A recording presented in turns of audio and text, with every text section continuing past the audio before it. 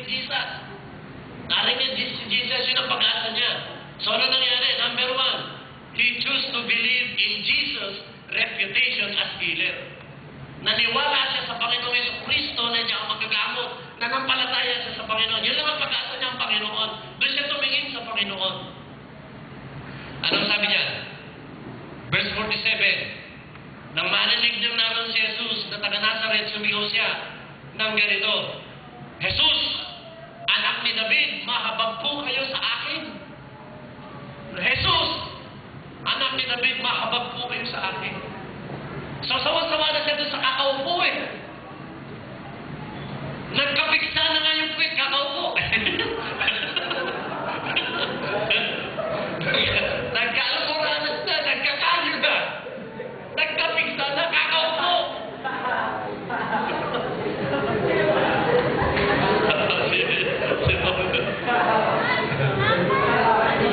Kakaupo niya, sawa-sawa na, lalo siya nagkakasakit ka. Alam mo mga kapatid, ito pakinig kayo mabuti.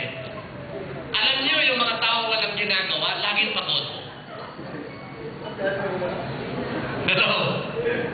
Hello? Yung mga tao walang ginagawa, laging pagod. Yung mga tao uupo lang, tapos kakain, hihiga, gigising, uupo, matutulog, kakain, hihiga, uupo, matutulog, babangon, kakain, uupo, yun ang laging pagod. Tanungin ko, kumusta ka na ito pagod?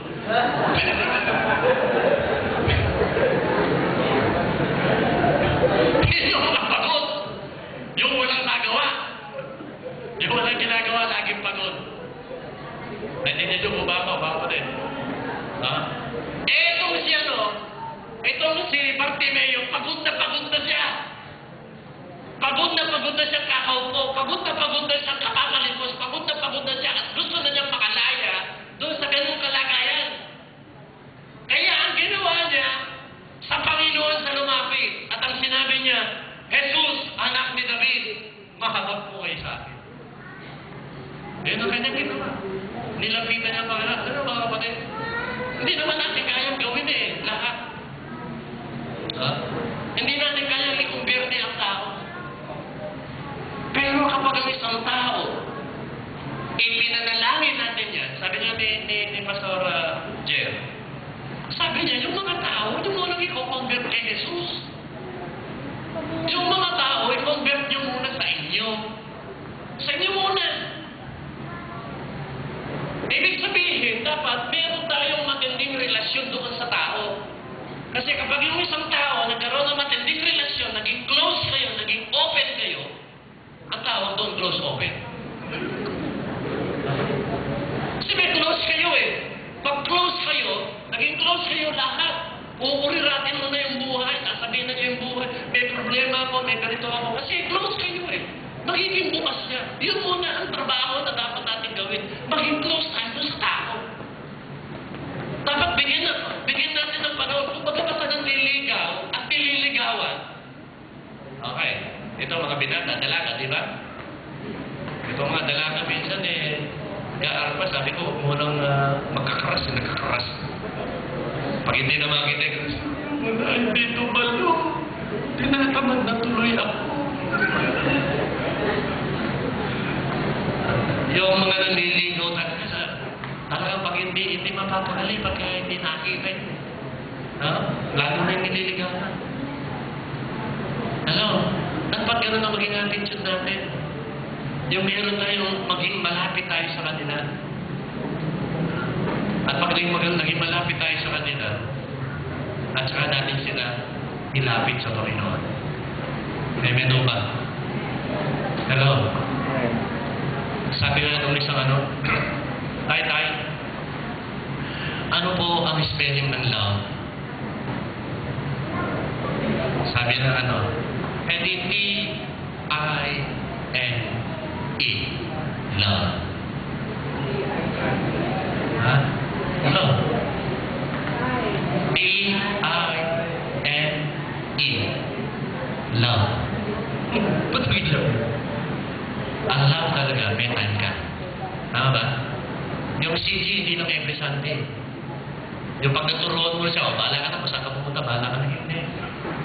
Kahit malay, tinetext mo siya, kumusta ka na? Kapag devotion ka ba, nakapagbasa ka ng Bible, kumusta na yung Bible reading mo, dapat kinukumusta. Hello? Ha? Doon natin may lalapit sa Panginoon. Ilalapit natin sila sa Panginoon. Si Bartimeo, sawang-sawa nakakaupo. Gusto na niyang kumalaw. Kaya lumapit siya sa Panginoon. Lord, mahabag po kayo sa akin. Sawang-sawa na akong kakaupo. Amen ba? Sawang-sawa na akong kakahingi, kakapalimus. Kaya mahabag po kayo sa akin. So, lumapit siya kay Jesus at hinilaan niya. Si Jesus lang makakatulong sa kanya. Pangalawa. Ito, he had a shout that got Jesus' attention. Sumigaw siya. Bakit? Tingnan nyo kasi, ganito nangyayari. Hindi tinatawag ang Panginoong Jesus. Sabi niya, pinagsabihan siya ng mga tao at pinatahimik. Para sabi niya, Jesus, anak ni David, mahabag po kayo sa akin. Mahabag po kayo sa akin. And then, lumapit yung isang tao at pinagbawalan. Sabi ng isang tao, sabi niya, pwede ba tumahimik ka na? Alam niyo, sa totoo po, sa ibang version, dalawa silang bulag eh. Dalawa sila roon. Yung isang bulag, yung sabi ng isang bulag, "Hoy, Bartimeo, tumigil ka rin. Natutulog ako. Nagdidilim ang paningin ko. Kasi sigaw mo. Tumigil ka, natutulog ako. Huwag ka sigaw na sigaw dyan." Sabi ng isang bulag, wala. Gusto niya, natutulog lang. Kasi laging pagod. Pagod ka, tutulog. Kawang ko pagod. Pero ano yun, sabi ni Bartimeo, ngunit lalo pa siyang nagsisigaw. Ano sabi niya? Anak ni David! Yun ang sigaw niya, anak ni David! Mahabag po kayo sa lalo pang nilakasan. Alam niyo, minsan may malalapit na tao sa atin, yung ang init-init ng pananampalataya natin. Yung ano natin sa mga pananampalataya, tapos bigla lalapit sa atin. Ikaw naman pinatagod mo sarili mo sa church eh. Wala kang ginawa mo, prayer meeting at saka Sunday service lang eh. Pinatagod mo yung sarili mo. Ano ang mga tawag doon? Bombero. Yung ang apoy-apoy mo, tapos may darating, bigla papatayin yung apoy mo. Hello? Ano yung may mga tao ganun? Yung ang init-init mo sa paglilingkod sa Panginoon, pinapatay yung pagiging mainit mo sa Panginoon. Kaya ngayon, yung nadala mo sa Panginoon, naimbitan mo every Sunday, wala na. Hello? Nandiyan ba kayo? Amen. Wala na. Wala na. Wala na.